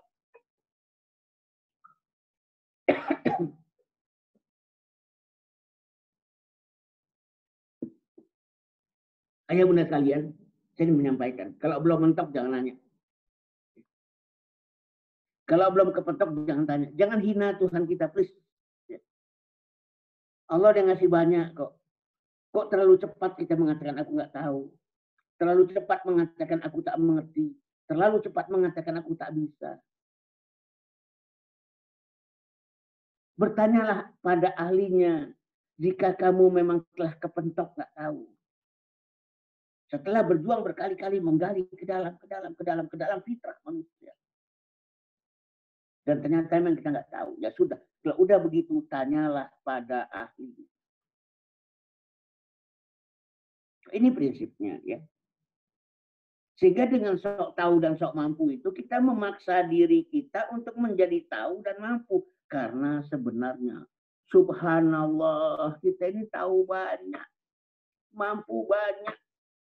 Bisa banyak.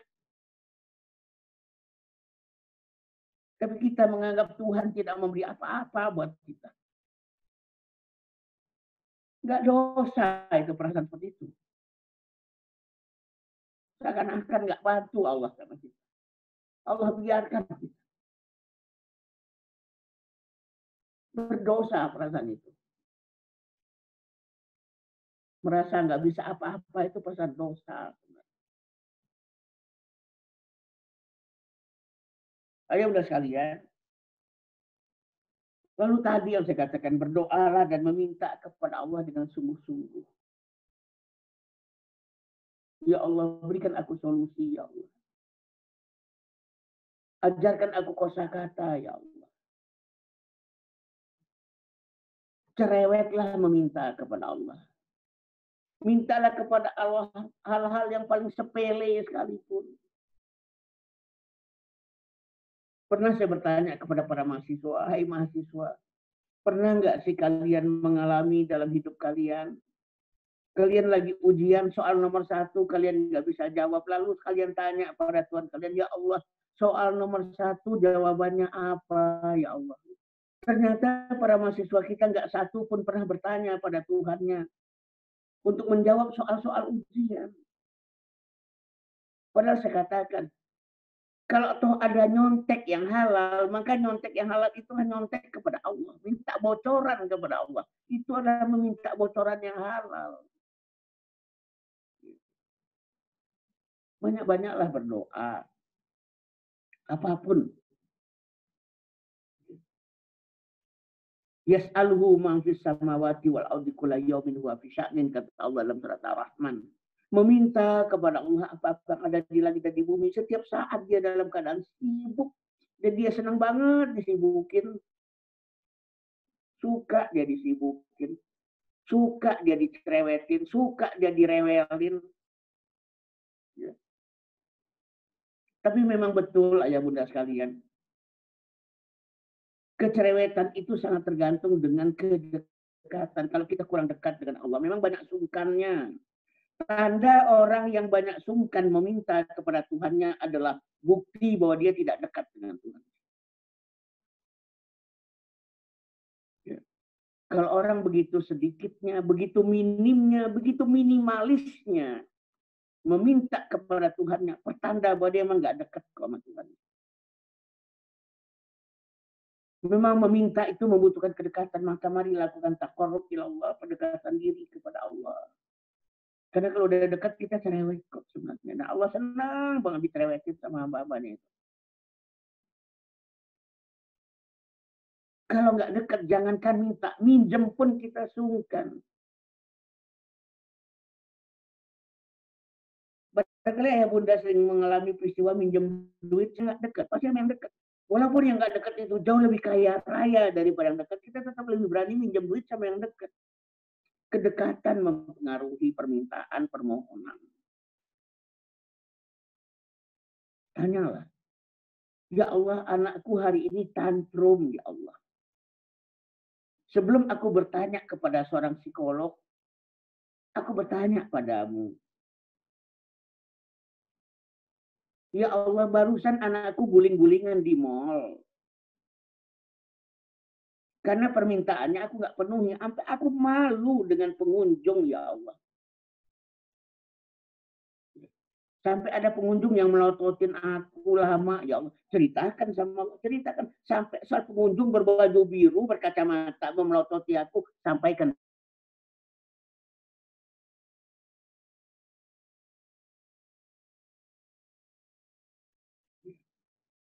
Memohon apapun, sekali lagi. Apapun. Makanya tadi saya katakan, sedikit gengsilah bertanya pada manusia.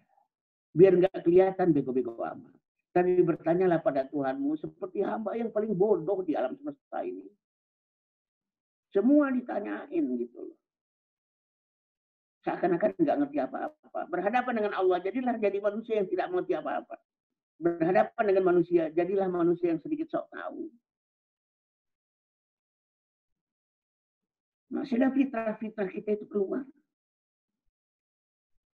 Bibit-bibit itu banyak sekali, ayah bunda sekali. Kita punya banyak bibit untuk tinggal kita siram, kita tanam, tumbuh. Ya. Saya kadang-kadang malu dengan seorang non-muslim yang bernama Carl Rogers. Ya. Seorang pakar pertanian, tapi lebih terkenal di dunia psikologi karena dia pernah menciptakan satu terapi yang bernama client-centered therapy. Dia mengatakan, setiap manusia punya masalah, dia itu udah punya bibit untuk menyelesaikan masalah sendiri. Oleh karena itu, tumbuhkan bibit itu, jangan ditanamkan dengan nasihat-nasihat, katanya. Tumbuhkan, bukan tanamkan. Karena apa ya? Dia orang pertanian, soalnya. Makanya dia menggunakan istilah bibit, menggunakan istilah tumbuh, menggunakan istilah tanam, karena dia orang pertanian. Kok dia bisa percaya ya? Kok dia bisa beriman dia? Meyakini bahwa setiap orang yang punya masalah, dia punya bibit untuk menyelesaikan masalahnya sendiri. Tugas psikolog bukan ngajarin dia bagaimana memecahkan masalah, tetapi mendorong-dorong dia memecahkan masalahnya sendiri. Bagaimana bibit itu ditumbuhkan, bukan ditanamkan nasihat demi nasihat. Luar biasa. Luar biasa. Ayah bunda sekalian, lalu kemudian setelah bertanya, meminta kepada Allah, mengadu pada Allah, lalu bukalah Al-Quran. Kadang-kadang pertanyaan yang kita tanyakan hari ini, jawabannya sudah ada 15 abad yang lalu. Apapun pertanyaan kita, masalah kita hari ini, setelah kita bertanya pada Allah, lalu kita buka kitabnya. Lihatlah keajaiban. Seakan-akan ada ayat yang turunnya cuma buat kita doang. Al-Quran itu kitabul khalid wa ta'uhu.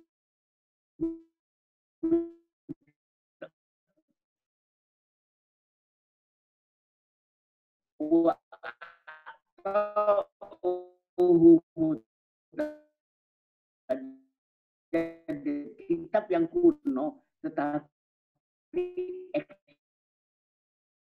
ekspresinya aku cari untuk menjawab pertanyaanku kali ini. Ayat ini udah berkali-kali aku baca, tapi baru sekarang maknanya aku temukan. Seakan-akan ayat ini turun untukku dan untuk menyelesaikan masalahku hari ini. Di situ kelebihan mukjizat Al-Quran. Dari warisan-warisan pendidikan dan pengalaman kita, seburuk apapun pengalaman kita, seburuk apapun masa lalu kita, sebenarnya warisan masa lalu itu adalah hadiah Allah yang terbaik bagi kita untuk menghadapi.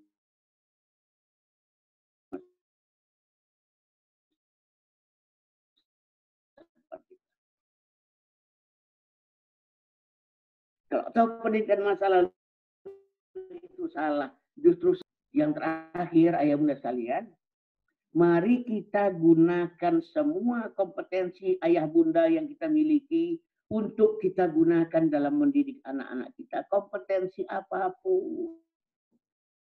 Aku arsitek, aku ahli pertambangan, aku psikolog, tenaga kependidikan, aku adalah seorang ahli perkapalan.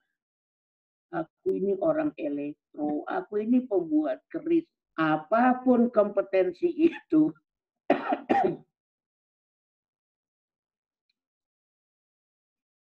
apapun kompetensi itu, dapat kita gunakan untuk pendidikan anak-anak kita di rumah. Percayalah. Bahkan saya menantang pada diri saya sendiri dan para ayah bunda, jangan pernah mengaku kompeten kalau belum sanggup menerapkan ilmu kita itu di rumah kita. S3 sekalipun, doktor sekalipun dengan indeks prestasi 4,0 cum laude, bagi saya jangan pernah mengaku kompeten, malu sama Allah. Kalau ternyata ilmu kita itu tidak bisa kita terapkan di rumah untuk pendidikan anak-anak kita, hanya dibutuhkan sedikit kreativitas kok. Teman saya mengatakan, aku ini arsitek. Oh iya, saya bilang, bagus. Anakmu itu bahan mentah, bagaimana kamu bangun interior dan eksteriornya agar indah dan fungsional. Gunakan ilmu arsitektur. Kurikulum itu pada dasarnya adalah arsitektur pendidikan. Disebut kurikulum. Aku orang pertambangan, gimana menerapkannya di rumah? Oh iya. Pada dasarnya menambang itu adalah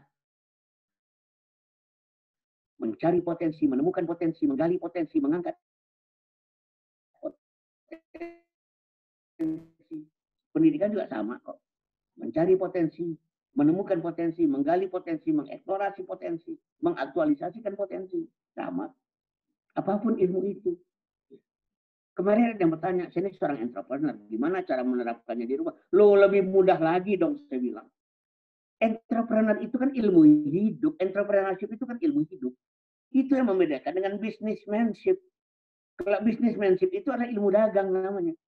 Kalau kita ingin mendidik anak-anak kita bagaimana menjalani hidup, menyiasati hidup, mengelola hidup, dan menggapai sukses hidup, ajar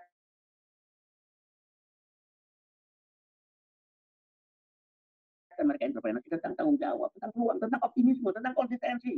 Tokoh terbaik entrepreneurship di alam semesta ini adalah Siti Hajar, istri Nabiullah Ibrahim alaihissalam. Ketika dia bolak-balik Safa Marwah mencari air untuk penghidupan anaknya, sehingga ketemulah sumur Zamzam dan berdirilah sebuah peradaban yang bernama Mekah. Tokoh entrepreneur yang terbaik dalam hidup ini, Siti Hajar. Jadi sebenarnya kalau kita bicara tentang bagaimana mengimplementasikan kompetensi kita apapun di rumah, oh jangan ditanya, seorang komputer. Oke, komputer itu kan artificial intelligence, kecerdasan buatan. Kalau kita ingin mendidik anak kita menjadi anak cerdas, banyak mendapatkan analogi-analogi dari sistem komputer. Ini kan artificial intelligence, Pak. Aku adalah seorang pilot. Apa sih yang dilakukan oleh pilot? Pilot itu pada dasarnya adalah orang yang memacu pesawat secepat mungkin untuk menabrak angin agar angin itu mengangkat dia ke tempat yang tinggi lalu dia take off. Pilot itu adalah makhluk melawan angin pada dasarnya. Ajari anak-anak kita, kalau kamu ingin take off, kalau kamu ingin naik ke ketinggian, kalau kamu ingin nanjak dalam hidup kamu, berani kamu menantang angin. Karena angin yang ditantang itu yang akan menaikkan kamu take off ke atas. Apalagi? Oh, saya lulusan elektro. Psikotes pertama kali dibuat di dunia ini oleh pakar elektro yang bernama Leon Louis Thurstone. Dia yang pertama kali menciptakan tes IQ, bukan psikolog. Seorang pakar elektro. Dengan kemampuan analoginya, pada dasarnya inteligensi manusia itu sama dengan produk elektronika, yaitu komponen-komponen yang dirakit dan kemudian berfungsi sebagai sebuah sistem. Otak manusia juga gitu kok. Rakitan-rakitan komponen yang dikaitkan dalam sinaps-sinaps. Jadilah yang namanya inteligensi. Jadi kalau kemudian dia diurai, diukur, ya udah ketemu IQ katanya.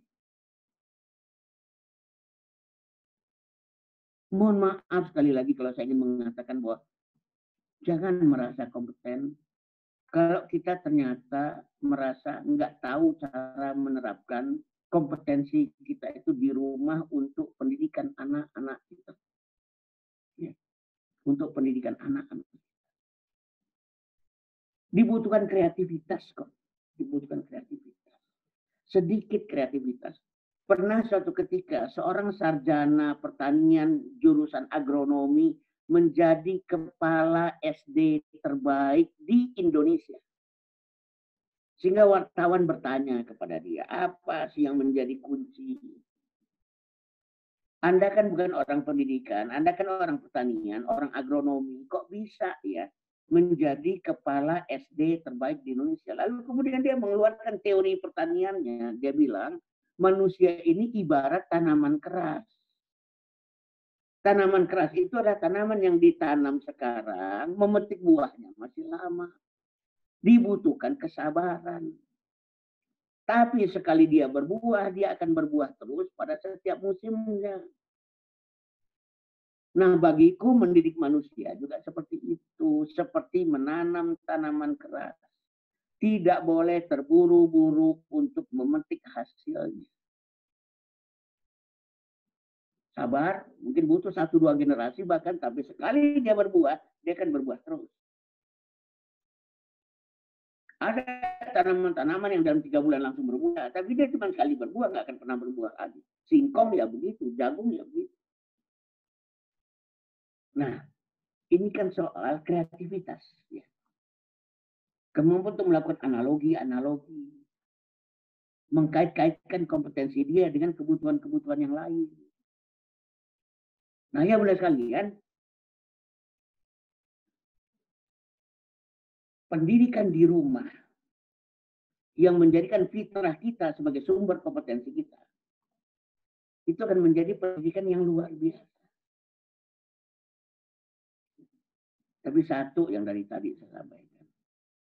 Allah sebagai Rabbul Alamin, Allah sebagai Tuhan, Rabb, Murabbi, pendidik alam semesta. Selalu kita mintai bantuannya untuk menjadi mentor kita dalam mendidik anak-anak kita. Innahu sami'un alim.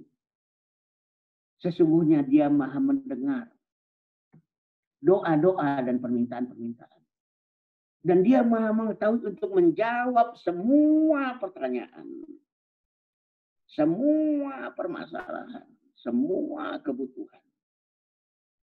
Tak satu pun yang dia tidak bisa tahu. Barangkali ini dulu yang saya dapat sampaikan. Barangkali masih ada waktu sedikit 10 menit untuk kalau ada tanya. Wassalamualaikum warahmatullahi wabarakatuh. Waalaikumsalam warahmatullahi wabarakatuh. Terima kasih Ustaz Ahad yang telah memaparkan materi yang begitu membangkitkan semangat kami sebagai orang tua dan juga sebagai guru dalam membersamai anak-anak di masa pandemi ini.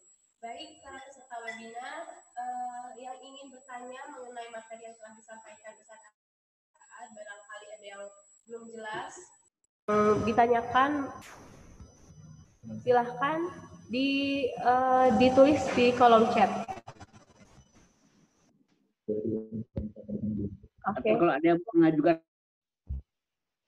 ya, terima kasih langsung juga boleh ya. Materi yang telah disampaikan menjadi cambukan sekaligus semangat bagi kami para orang tua sekaligus sebagai guru dalam membersamai anak-anak di masa pandemi ini. Saya cukup menyukai kalimat kepepet tadi ya, karena sepertinya saya juga sebagai orang tua berada di fase ini. Ketika masa pandemi terpaksa untuk kembali ke rumah, membersamai anak-anak, mendidik anak-anak, ternyata tidak mudah, Ustazah. Dan sekarang setelah hampir 5 bulan berlalu, saya lihat ada 2 bagian ya, ada orang tua yang akhirnya sukses dan menyadari bahwa mereka harus kembali ke rumah, harus membersamai anak-anaknya di rumah gitu, dan ayah juga ibu harus hadir bersamaan. Tapi ternyata di sebagian lainnya masih ada juga orang tua yang mengeluh, yang masih bingung. Nah itu kalau yang seperti itu Ustaz, sebetulnya salah di mana gitu? Iya, jadi begini ya. Seringkali keluhan-keluhan itu lahir dari nggak pede, nggak percaya diri. Dia berhadapan dengan masalah, dan dia nggak pede bahwa dia mampu memecahkan masalah itu. Keluhan itu berawal dari sana. Ya, berawal dari sana. Makanya saya punya alat tes untuk seleksi calon orang tua murid ya. Salah satu aspeknya itu adalah PD. PD nggak dia bahwa dia mampu mendidik anaknya. Karena PD itu penting. Mengeluh itu karena nggak PD. Ya. Itu satu. Dia nggak bisa, dia nggak layak, dia nggak kompeten. Intinya kan nggak PD namanya. Yang kedua, ya, dia lupa ada satu kekuatan yang dia selalu bisa minta tolong, yaitu kekuatan Tuhannya sebagai Rabbul Alamin, sebagai Tuhan semesta alam, sebagai pendidik semesta alam yang bisa ditanyai kapanpun, yang bisa dimintai kapanpun, yang bisa dicerewetin dan dia tidak akan pernah marah. Secerewet apapun kita kepada dia. Yang kedua ini juga tidak digunakan. Lupa bahwa di belakang kita itu ada Tuhan kita yang selalu memberikan ilham dan hidayah kepada kita, nggak pernah henti-henti. Allahu la ilaha illa wal hayyul qayyum la ta'khudhuhu sinatun wa la naum. Allah tidak ada ilah selain Dia yang hidup berdiri dan mengurusi makhluknya, tidak mengantuk dan tidak pula tidur. Nah itu ya.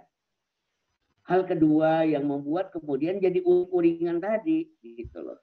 Ya. Karena dia tidak menggunakan fasilitas ketuhanan. Ya. Ini juga akan membuat mereka menjadi, ya tadi, uring-uringan tadi. Gitu. Nah, belum lagi variabel-variabel yang lain dalam hidup ini yang sangat mungkin menolong kita. Termasuk tadi ada rasa kepepet ya. The power of kepepet. Sadar akan kepepet, sadar akan deadline. Karena manusia itu kalau punya rasa kepepet, ada rasa bahwa deadline udah makin dekat dan segala macam, itu kapasitasnya keluar semua. Makanya Rasulullah mengatakan, secerdik-cerdiknya manusia adalah manusia yang selalu ingat deadline. Deadline dalam bahasa Arabnya itu ajal. Secerdik-cerdiknya manusia adalah orang yang selalu mengingat ajal. Karena setiap ingat deadline ada sense of kepepet. Setiap ingat deadline ada sense of kepepet. Sense of kepepet itu yang bisa mengeluarkan semua potensi yang kita miliki. Semua kehebatan yang kita miliki. Nah, begitu. Kira-kira gitu ya. Terima kasih Ustadz. Berarti tadi ya pede dan menyerahkan kepada Allah segala bentuk kesulitan yang kita hadapi dalam mendidik anak-anak ya Ustadz ya. Baik, para peserta webinar yang ingin bertanya bisa langsung menuliskan pertanyaan pada kolom chat.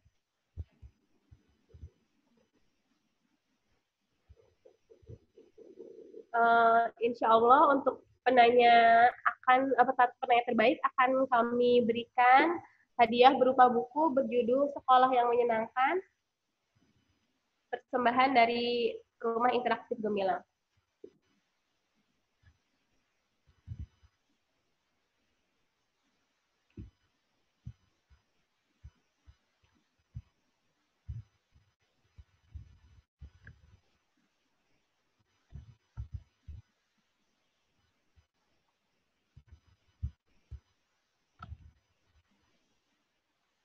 Baik, masih ada waktu 5 menit menuju jam 3.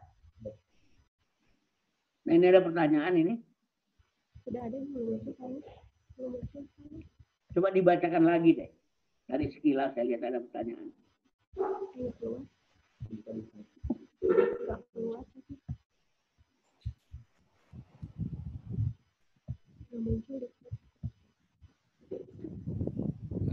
Oh ini ya, ada ya. Oke, baru muncul ternyata chatnya. Baik, pertanyaannya.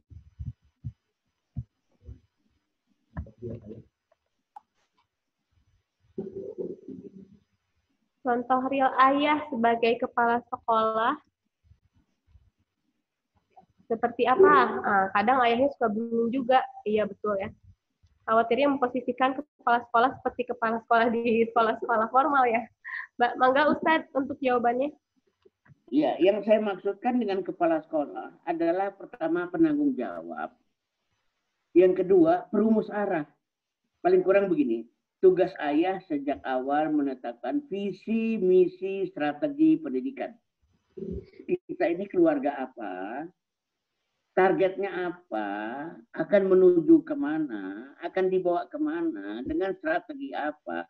Setidak-tidaknya seorang ayah itu telah menetapkan itu dulu. Ya, telah menetapkan itu dulu. Sehingga misalnya ya, Kennedy menganggap dinasti Kennedy akan selalu identik dengan politik. Karena kakek moyang Kennedy sudah menetapkan arah dia sebagai kepala sekolah dulu. Rockefeller identik dengan industri. Kalau di keturunan Arab di Indonesia barangkali Baraja identik dengan guru, ustadz, dosen. Al-Hamid identik dengan parfum. Di Jepang itu ada satu dinasti yang 39 keturunan itu masih ngurusin bisnis ukiran Jepang. Ada satu dinasti lagi yang 19 keturunan masih mengurusi bisnis bunga di Jepang. Nah itu yang saya maksudkan. Peran ayah itu menetapkan garis besar haluan pendidikan keluarga. GBHPK. Kenapa? Ya namanya juga ayah sering keluar kota, sering keluar rumah. Kasihlah manual, panduan kepada istri, kepada bunda di rumah. Apa yang mesti dia lakukan. Jadi semacam kayak membuat kurikulum tugas ayah itu.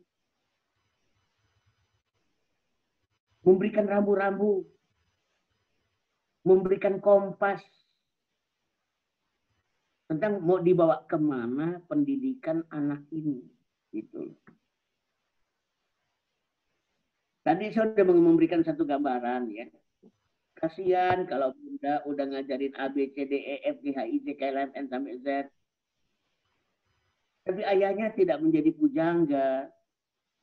Bagaimana huruf-huruf itu disatukan menjadi kata, kata menjadi kalimat, kalimat menjadi alinea, alinea menjadi tulisan, tulisan jadi buku. Kira-kira tugas ayah itu seperti itu. Ini saya ada gelas air di dalamnya. Gelas ini disebut sebagai konstruk. Air ini disebut sebagai konten. Konten pendidikan anak disediakan oleh bunda. Tapi konstruknya, gelasnya, itu disediakan oleh ayah. Kalau air saja tanpa gelas, dia akan luber kemana-mana tanpa bentuk. Maka disediakan gelas. Ini air yang sama, kalau saya pindahkan ke botol, bentuknya akan berbeda karena konstruknya sekarang konstruk botol. Jadi mau bentuknya seperti apa itu tugasnya ayah. Tapi kalau isinya apa itu tugasnya bunda. Kira-kira seperti itu ya. Nah, jadi bagaimana ayah merumuskan visi, misi, strategi, nilai-nilai pendidikan, budaya-budaya pendidikan yang mau dibangun di rumah. Apa family value, nilai-nilai pendidikan yang akan ditegakkan dalam keluarga. Nah, itu tugasnya ayah. Bunda tinggal menerjemahkannya, menafsirkannya, dan mengimplementasikannya. Gitu ya, terima kasih. Baik, pertanyaan selanjutnya. Assalamualaikum Ustadz. Saya mau bertanya, alhamdulillah saya dan suami sudah memutuskan sejak awal menikah bahwa kami berdua harus di rumah. Pandemi ini seolah-olah semesta mendukung kami. Kalau dulu seperti aneh, ayah bunda di rumah. Tapi sekarang hal itu sudah biasa. Untuk pede, insya Allah kami pede Ustadz. Tapi untuk sekarang saya masih jauh dari sabar. Terus dari sekolah. Bagaimanakah kami harus bisa tetap sabar dan help dalam mendidik? Jazakallah Ustadz. Iya, jadi memang persoalan sabar ini sebuah persoalan yang gampang-gampang susah ya.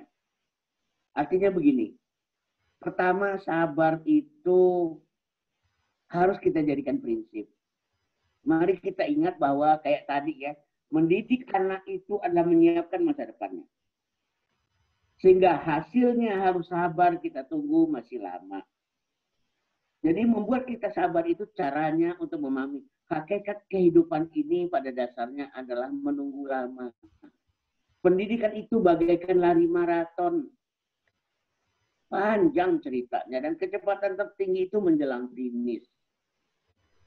Kita akan lebih bersabar kalau kita sadar bahwa memang kehidupan ini memang membutuhkan kesabaran. Itu yang pertama ya. Sabar untuk memetik hasil. Kita akan menjadi lebih sabar kalau ketika kita melihat kelakuan anak kita, kita juga melihat kelakuan kita dulu. Dan kita suka lupa. Anakku susah betul disuruh sholat. Jangan-jangan kita lebih susah dulu. Anakku disuruh ngaji aja nggak bisa. Jangan-jangan kita lebih parah lagi daripada itu.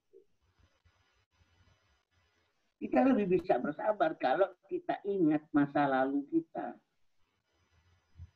Kita kadang-kadang dalam mendidik anak itu udah kayak malaikat. Lupa masa lalu kita itu kayak gimana. Nah, gimana kita dulu, orang tua kita juga pusing ngadapin kita. Orang tua kita juga sebel ngadapin kita. Kenapa kita lupa sejarah itu semua? Ya lalu kita jadi nggak sabar. Kenapa sih kamu begini? Kenapa sih kamu begitu? Nah, gitu.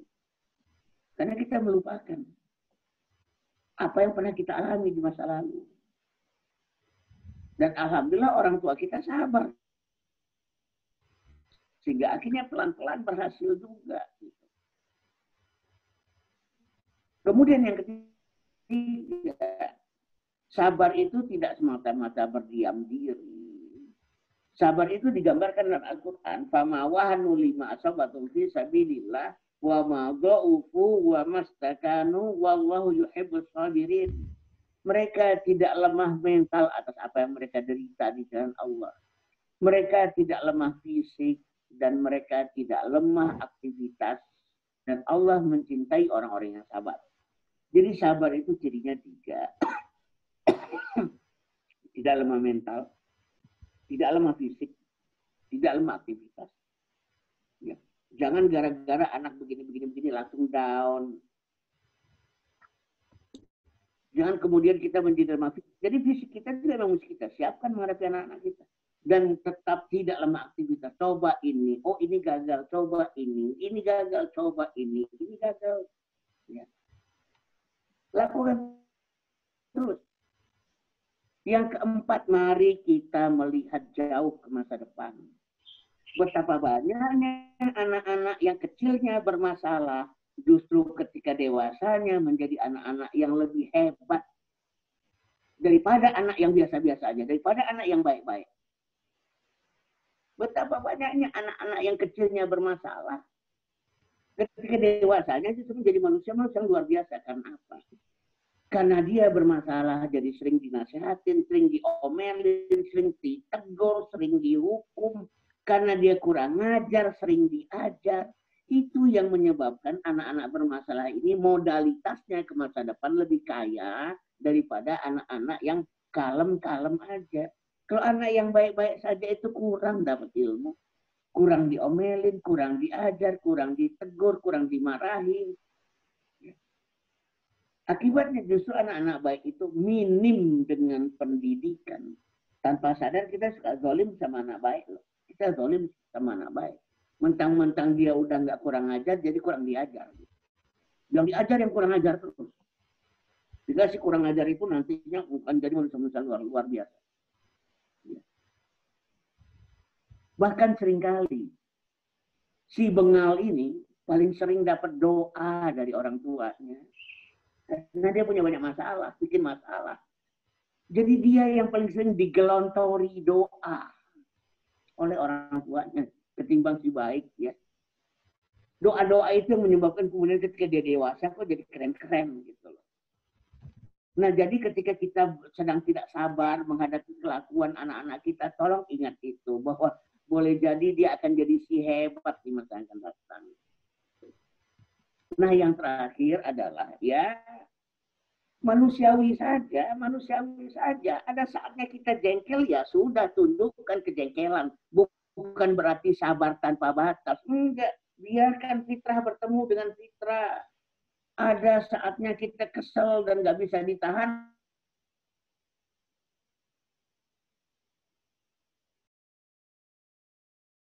Jalan kita, robot parenting. Anak begini kita sabar, anak begitu udah sabar, dia kelewatan kita sabar, dia begini kita sabar. Itu pendidikan yang tidak fitrah.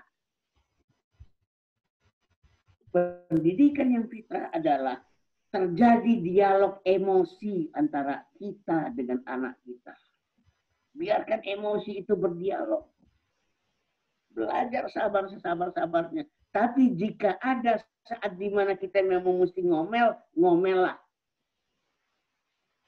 Saat di mana kita memang mesti sebel, sebellah. Gak perlu juga menjadi robot-robot parenting. Menjadi robot parenting akan menyebabkan parenting gak jalan. Karena anak juga perlu mendapatkan respons dari orang tuanya. Kalau ini orang tuanya nggak suka, kalau ini orang tuanya jadi marah, kalau ini orang tuanya jadi begini, wajar nggak sih? Wajar, wajar.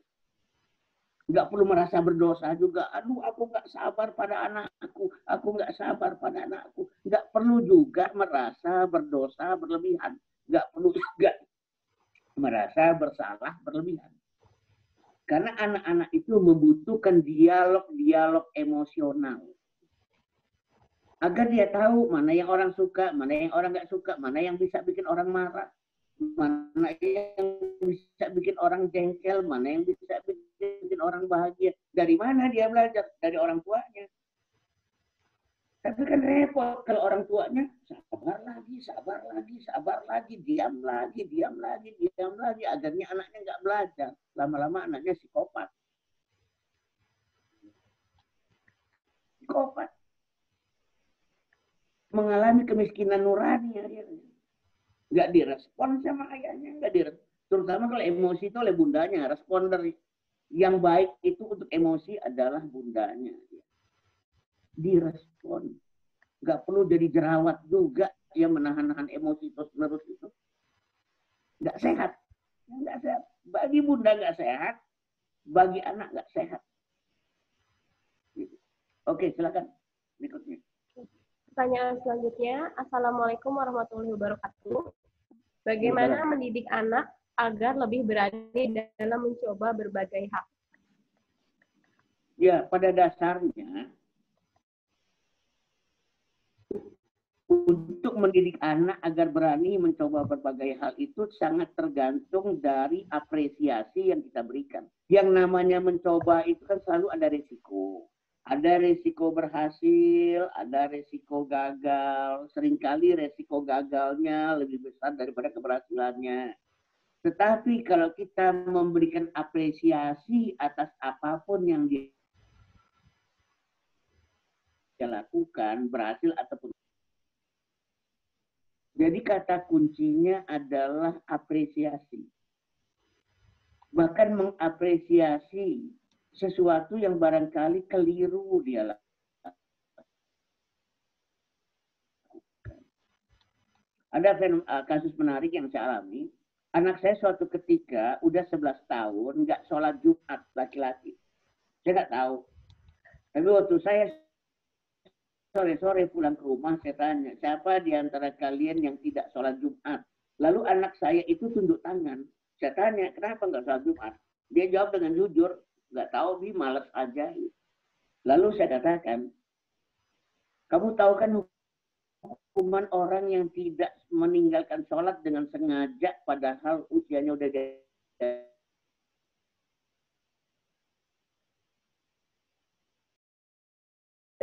10 tahun, tahu Bi, apa? Dicambuk pukul 3 kali cukup keras ya, menimbulkan efek keras. Tapi setelah itu saya apresiasi kejujurannya. Bagaimanapun dia jujur ngaku. Kalau dia mau bohong itu nggak kena cambuk dari saya. Tapi dia memilih untuk jujur. Dia sudah saya pukul, tapi bagaimana dengan kejujurannya? Emang nggak perlu dihargai kejujurannya? Bagi saya menghargai kejujuran itu jauh lebih mahal daripada, jauh lebih penting daripada memukul. Akhirnya saya bilang sama dia, Dek, kamu masih kepengen sepatu futsal yang kamu inginkan dulu? Masih, Bin. Oke, kita datang ke itu Metropolitan Mall Bekasi. Ngapain? Beli sepatu futsal. Kok tiba-tiba Abi baik? Iya, karena kamu jujur. Jujur mengakui kalau kamu tidak sholat. Padahal kalau kamu mau berbohong, nggak kena hukuman itu. Bagi Abi, kejujuran itu mahal. Kalau perlu, Abi keluarkan semua harta yang Abi miliki untuk membayar kejujuran kamu. Kalau perlu, semua harta untuk membayar kejujuran kamu. Dan akhirnya, ya saya keluar uang lah. Gitu ya. Saya keluar uang untuk membelikan sepatu futsal cukup mahal ketika itu ya. Ditambah dengan taksinya, makannya lagi gitu dan sebagainya.